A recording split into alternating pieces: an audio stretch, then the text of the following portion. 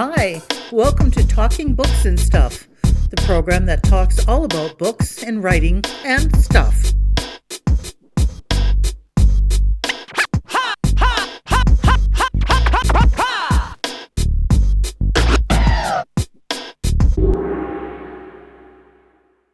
Here's your host, Dennis Rimmer.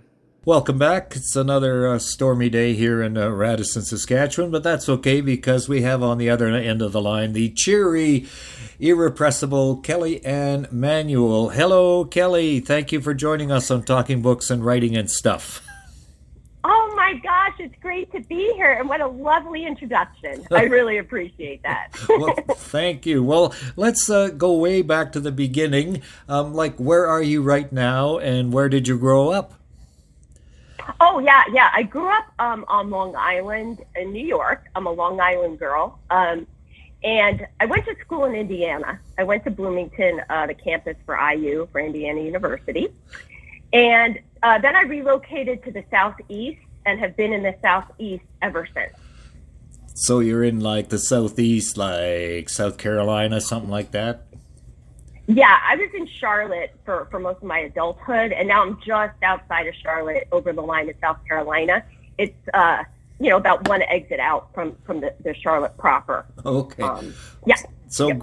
Growing up, were you always reading and writing and drawing, or did that come later in your life? I was always reading to the point where people would kind of make fun of me, I don't know that it was that cool to read all the time. And I read all the time. The writing came recently, but, I think so many seeds were planted with all the reading I did. And also music and listening to albums back in the day, all of that did plant a lot of seeds. So this seems to be a current or concurrent or co-current or current, whatever I'm trying to say. I don't know if there's an author in the 250 or so that we've done that has not been reading from a young age. Obviously, that's the thing to do if you want to be a writer, is to read. That is why I do these children's books, because falling in love with reading at a young age, I feel, is imperative. And so you've got to make, in my opinion, children's books need to be fun, first and foremost. They need to be entertaining. They need to invite the child in so that the love of reading gets developed in childhood, early childhood development stages, right? Right. So why do you do what you do then? Because it just came so naturally. They are all 31 of the books are nursery rhymes. And rhyming is gigantic in early childhood development for literacy, for the benefits of literacy. So I started writing poems in, late March, early April of 2022. And I was writing poems, and I realized they were meant to be converted into nursery rhyme format for children. Yeah. So let's get right into, we have 4 of them here, and so we'll start with, you can describe this for us. My Name is Light by Kelly Anne Manuel, and tell us about this one. I'm looking at it right now, so what can you tell us about My Name is Light? God.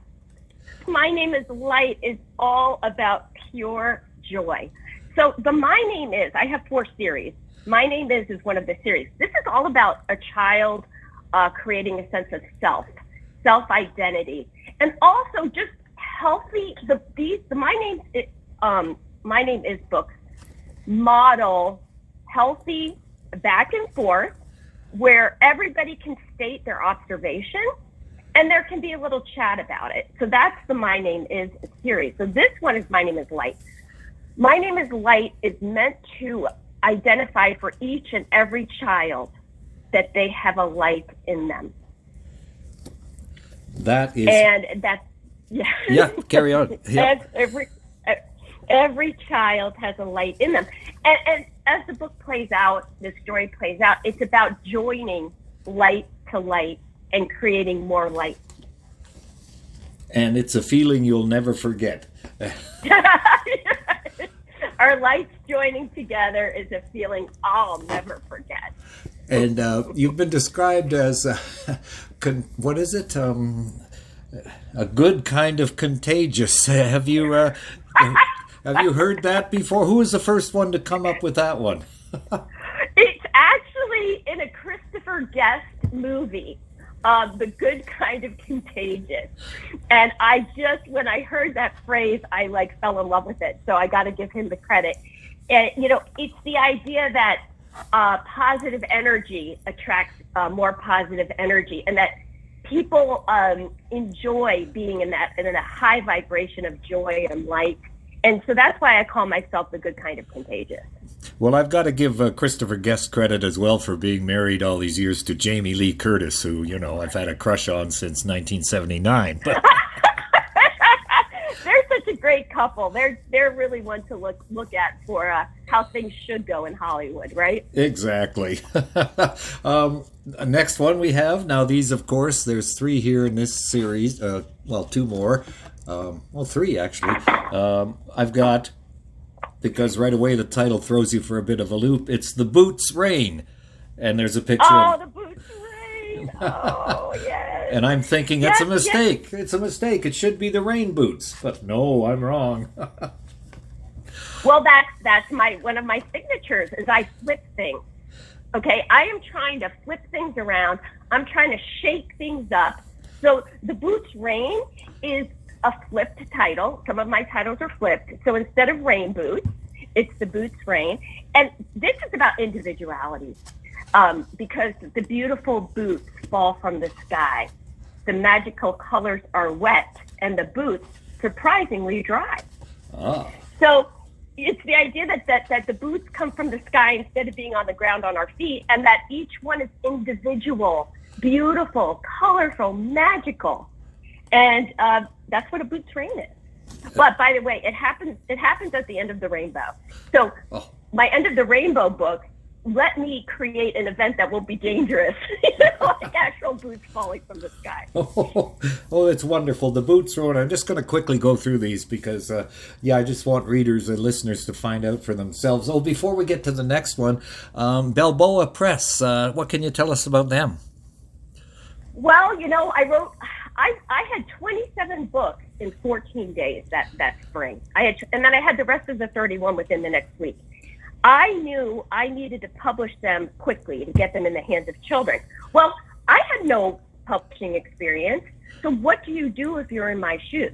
Well, I researched hybrid self-publishing, which Balboa Press, they do content review. So it's not pure self-publishing, because you have to go through their content review. So I went through them. I had a fascination about Louise Hay from back in the day, and the company is part of her creation. And then they're located in Bloomington, Indiana, where I went to college. So I felt like all the arrows were pointing to Balboa Press, and I submitted all the material for 30 books. I did the first one in the spring, but all 30 in July 2022. They were all published in August and September of the same. So that's how fast Balboa Press worked with me to get my books out. And they're, like you say, in Bloomington, Indiana. So would you recommend them to other people looking for the same kind of experience? You know what? I would. One of the main things about Balboa Press is you own your book. Now, you create a product with them. You create a PDF with them. That is co-owned between you and Balboa. But you still own all the art, all the illustrations, all your words. And so I went to do audiobooks, right? Right. They're all, by the way, in audio video. So I couldn't use the covers that I created with Balboa, but I could take my titles, my words, and the art and recreate it in a different format so that I wasn't infringing on any copyright with Balboa. So you own your material, and I believe that's a very big deal when you're looking for a self-publishing situation.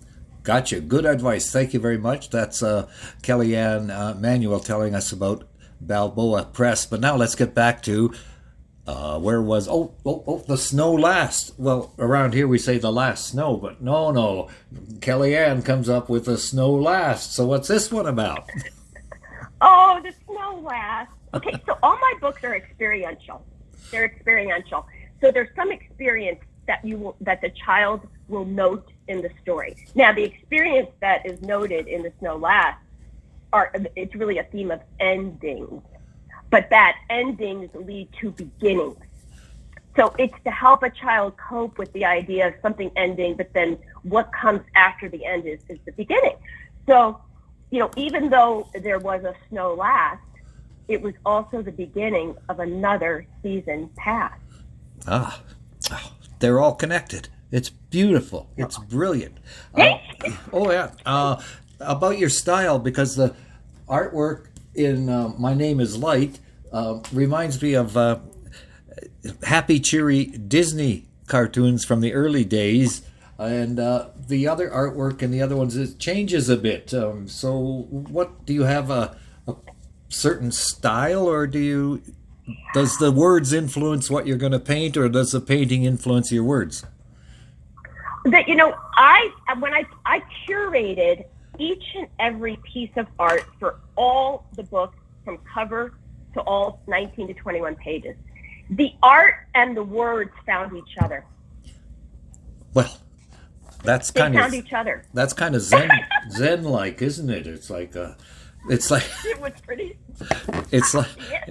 Did you hear the joke where the Dalai Lama walks into a pizza parlor and says, "I want one with everything"?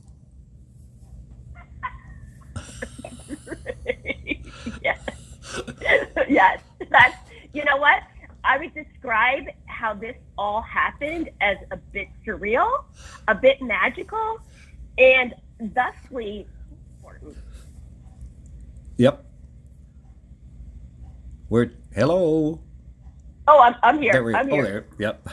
I was just, and I'm looking at your picture here on the monitor in front of me. Big happy smile from the contagious Kelly Anne Manuel. How about the Catcher Dream? Lots of people have dream catchers hanging from the mirrors in their cars. But what's this one about? And again, the artwork is slightly different. Oh, the artwork. So this is one of my classics. So the classics have a different style art to them. So, okay, the Catcher Dream is a flip-on dream catcher. Right. Okay. This book is about boundaries, but creating a feeling for a child to identify themselves if something is making them uncomfortable. I find it that if the child can feel it through literature, they can develop a knowing, where if I just try to speak it to them, that they won't pull it into their own system. They won't integrate it. So the way the Catcher Dream works, it's a story about, the Catcher Dream tried to enter my window, so I made quite a scene. Oh. And, who do you think you are? Entry into my space you must earn. Oh. It's wonderful. So do you have any influences over the years that have kind of shaped your current work? I sure do. Hans Christian Andersen. Oh, great. And I can't remember. Oh, what books did we... Gosh, I'm drawing a blank here. Tell me about Hans Christian Andersen. Everybody knows the name. I can't think of a thing right now. No, I don't know if you recall Inchworm and Thumbelina. Oh, yeah, and yeah. Emperor's New Clothes. Oh. And Ugly Duckling. The Ugly... Oh, of course. Where am I? Well, there you go, you see. Well, right now... I don't know what to see. Of course, and they're so bright and cheery. Your artwork is just wonderful. Thank you. Before we go, how do we find your books? Oh, goodness. Just Google me. Google Kelly Anne Manuel. And, for me as an author, the best way for people to purchase my books is directly from the Balboa Press bookstore. That is the best way. Also, it guarantees the quality of the paper will be as I've chosen the quality of the paper to be. Now, also the audiobooks are in audio format. You can get them on any of the major audio platforms. And but the best way to get my audiobooks is through Pro Audio Voices. They're the company that did my audiobooks. And when I tell you these audiobooks are magical, they are. So to hear them in the car, hear them at nap time, the child will be lulled, but they'll also be getting just a piece of my experience and the way I see the world. And they'll never be bored, but they will. Some of them are very relaxing, the way my narrator reads the story. So, and they're also video. They're on Vimeo. Oh my gosh. And those are all, they're incredible. You're a multimedia star. Yes, I'm taking it from all approaches. Yes. Oh, by the way, some of the library systems, like there's one called Hoopla and one called OneDrive that you can loan out the audio. So you can just try that and not even pay and just test them out through the library. Right. Hoopla. I've heard of Hoopla and I've got one that I use.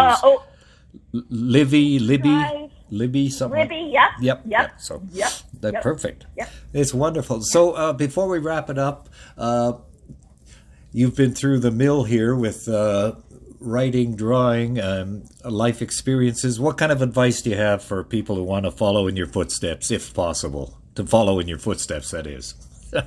Oh, just so you know, I didn't actually do the drawings. I found the artist who did, just to be clear, because if I had that ability, holy cow. So I'm actually, other artists did them, but I curated the illustrations. So you know what my advice is? I've recently come to this, that do not discard the seed. And when I say the seed, I'm talking about just that little hit you might get when you're walking the dog or transferring the laundry or making the coffee. And it may seem not like much, but go ahead and jot it down and then go ahead and water it and put it out in the sun and see if you can grow a giant sequoia from it. Well, from little acorns, giant oaks grow. So there you go, right there. Wow. And every journey starts with a single step. Kelly Anne Manuel, that's Kelly, and Anne is Anne, and Manuel, Manuel. Look her up or go to Balboa Press for everything that she has out there, like My Name is Light, The Boots Rain, The Snow Last, The Catcher Dream, and the list goes on. She is the good kind of contagious. Kelly Anne, thank you for being with us today. Thank you for having me. Really, a really good time. I appreciate it. Thank you for visiting with us today. This is Talking Books and Stuff with Dennis Rimmer. Contact him at dennis@talkingbooks.tk. Thank you, and may all the good news be yours. Oh, and don't forget to check out his book, The Great Canadian Notebook, available across Canada and at amazon.ca.